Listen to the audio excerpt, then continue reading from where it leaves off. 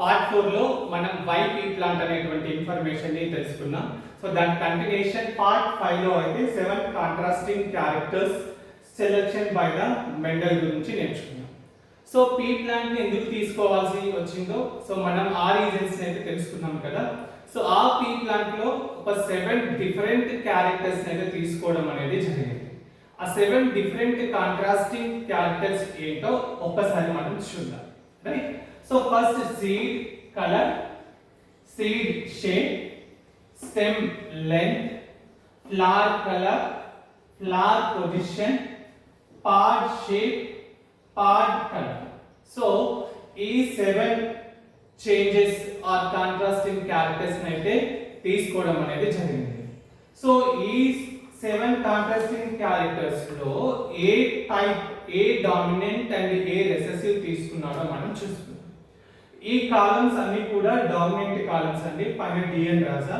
So what is dominant అనేది మనం next వీడియోలో చూసుకుందాం. అండ్ ఇక్కడ రెసెసివ్ కాలం ఉంది. సో ఈ రెసెసివ్ అన్ని కూడా 7 కాంట్రాస్టింగ్ కలర్స్ తీసుకోవడం జరిగింది. అంటే ఒక సీడ్ సంబంధించినటువంటి దానిపైన 2 డిఫరెంట్ క్యారెక్టర్ తీసుకోవడం జరిగింది. రైట్. ఫర్ ఎగ్జాంపుల్ ఇక్కడ చూడండి, ఎక్స్పెరిమెంట్స్ కి ఒక సీడ్ కలర్ బట్టి తీసుకున్నాడు అనుకోండి. సీడ్ కలర్ పైన ఎక్స్పెరిమెంట్ చేద్దామని అనుకున్నాడు అనుకోండి.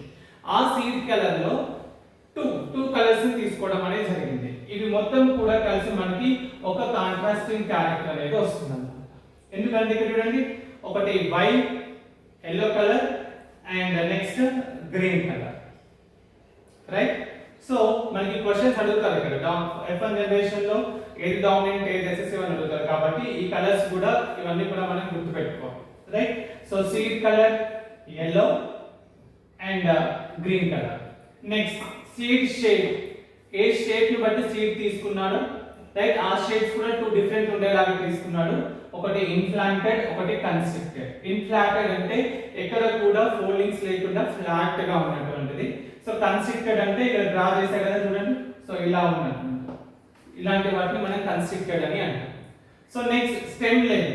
సో స్టెమ్ లెంత్ ని కూడా ఎక్స్పెరిమెంట్ కి చూస్ చేసుకున్నప్పుడు ఒక స్టెమ్ చాలా టాల్ గా ఉండే స్టెమ్ ని తీసుకున్నాడు. ఇంకొకటి షార్ట్, అదే డార్క్. రైట్. అలా షార్ట్ గా ఉండేదాన్ని కూడా తీసుకున్నాడు. ఇది కూడా ఒక type of contrasting character. And go to the fourth contrasting character is flower colour. Flower colour.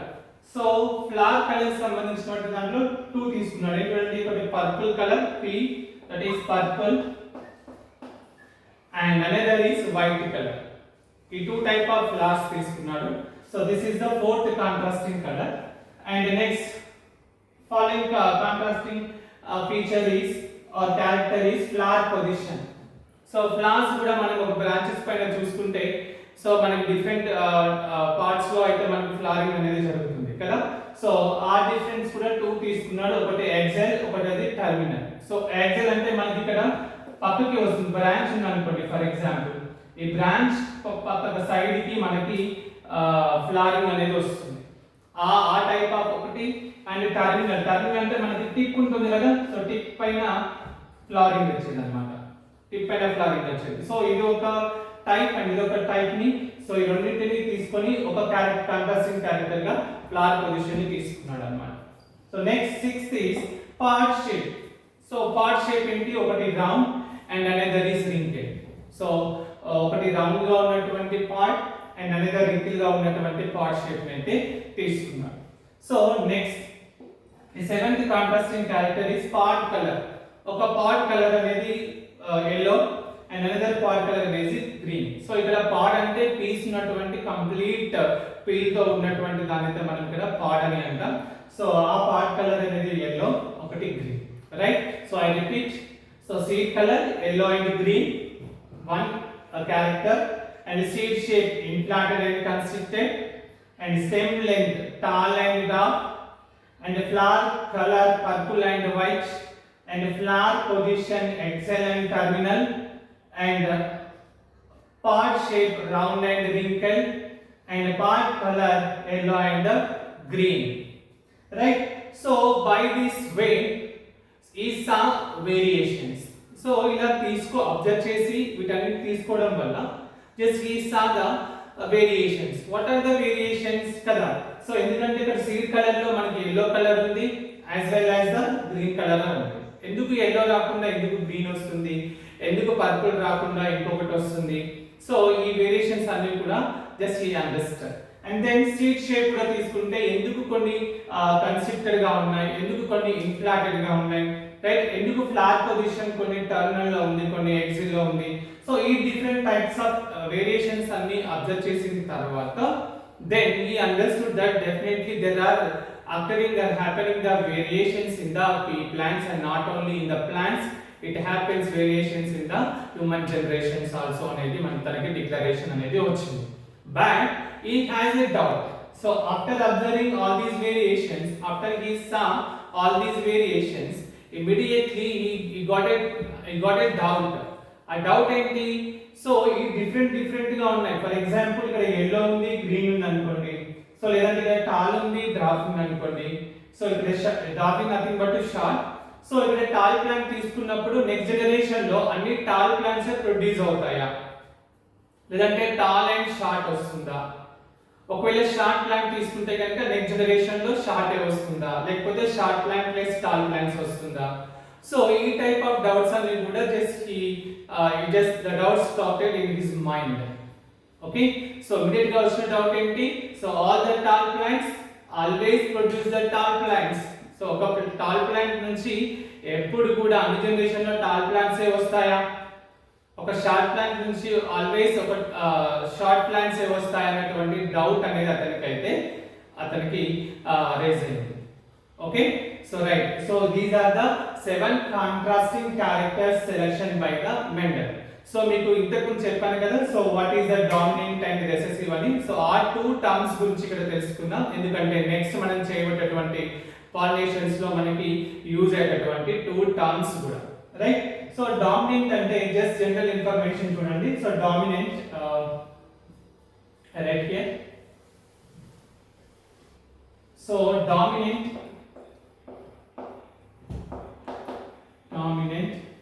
trait or characters. Okay, dominant trait and recessive trait. So ఒక ఆర్గానిజం లో లేదా ప్లాంట్స్ లో ఏ ట్రేట్ అయితే, ఏ క్యారెక్టర్ అయితే విజిబుల్ అవుతుందో, that is nothing but to expressed out for the visible, చూడడానికి express అవుతుందో ఆ క్యారెక్టర్ అయితే మనం ఇక్కడ డామినెంట్ అని అంటాం. So expressed out character are trait is called dominant trait కదా. ఫర్ ఎగ్జాంపుల్ ఇప్పుడు మదర్ ఉన్నారు, టాల్ ఉంటారు అనుకోండి, ఫాదర్ ఉన్నారు, షార్ట్ ఉంటారు అనుకోండి, రైట్? సో వాళ్ళకు ఉన్నటువంటి బేబీ టాల్ వచ్చింది అంటే ఎవరి ఫీచర్ వచ్చింది? మదర్ ఫీచర్ వచ్చింది. కానీ ఆ మదర్దే ఉండదు కదా, మదర్ తో పాటు ఫాదర్ కి సంబంధించింది కూడా తనలో ఉంటుంది, కానీ అది బయటికి కనిపించలేదు. బయటికి కనిపించింది ఏంటి? ట్రేట్ వాళ్ళ మదర్ది కనిపించింది, కాబట్టి ఆ కనిపించింది అని డామినెంట్ అంటున్నాం, రైట్? సో మరి ఫాదర్ది లేకుండా ఉందా? లేదు, తన లోపల ఉంది, కానీ అది కనిపించలేదు మనకి. అది నెక్స్ట్ జనరేషన్ లో రావచ్చు, లేదంటే ఆ తర్వాత జనరేషన్ లో కూడా రావచ్చు. సో అది ఏమైంది? బయటికి కనిపించకుండా సప్రెస్ అయిపోయింది, suppressed character. So that is called the recessive అని అంటారు అన్నమాట. Recessive, that is suppressed. So suppressed character always within the human or in the plants, but it may be expressed in any other generations కదా.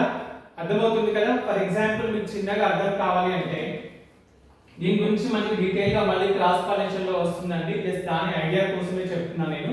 So ఎవరైనా 10th class వాళ్ళు ఉంటే కనుక so మీరు definitions గుర్తుపెట్టుకోండి. Expressed out the character is the trait is the dominant and suppressed trait is called the recessive అని.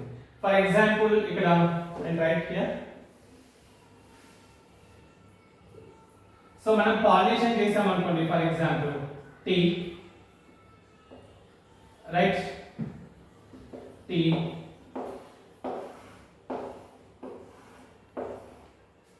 ఇక్కడ father or mother అనుకోండి, ఫాదర్ అనుకోండి, ఇది mother symbol. So small by small by.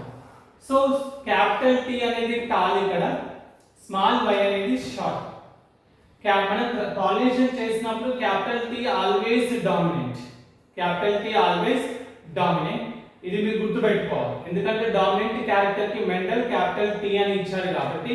So always dominant T, capital T always dominant, and small T, sorry not Y, small T is always shorter.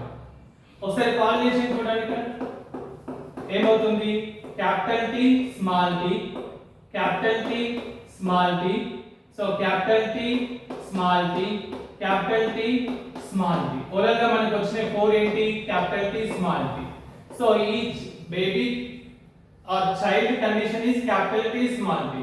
So ఇందులో dominant character ఏంటి చెప్పా కదా, always capital T is dominant. So capital T dominant కాబట్టి, so ఇదే majority కాబట్టి, అదే rowdy కాబట్టి, so దాని క్యారెక్టర్ ఏంటి అంటే టాల్. మరి ఇప్పుడు వచ్చిన జనరేషన్ ఉన్నటువంటి అబ్బాయి అయినా అమ్మాయి అయినా ఎవరు ఏ క్యారెక్టర్ ఉంటుంది మనకి, టాల్ క్యారెక్టరే ఉంటుంది, రైట్. సో మరి షార్ట్ కి సంబంధించినటువంటి ట్రేట్ కూడా స్మాల్ టీ కూడా ఉంది కదా, ఉంది, కానీ అది ఎక్స్ప్రెస్ కాలేదు, రైట్. అందుకే దాన్ని మనం రెసెసివ్ అని అంటాం. సో అది సో అంటే ఫాదర్ కి సంబంధించింది మదర్ కి సంబంధించినటువంటి ట్రేట్స్ మనలో ఉంటాయి. సో ఏదైతే బయటికి కనిపిస్తుందో అది డామినెంట్, కనిపించకుండా లోపలనే సప్రెస్ అయి ఉంటుందో అది మనకి రెసెసివ్ అన్నమాట. So this is the information about the 7 contrasting characters selection by the Mendel. Thank you for keep watching my videos. Please subscribe, share and like, and part 6 లో మనం pollination గురించి తెలుసుకుందాం.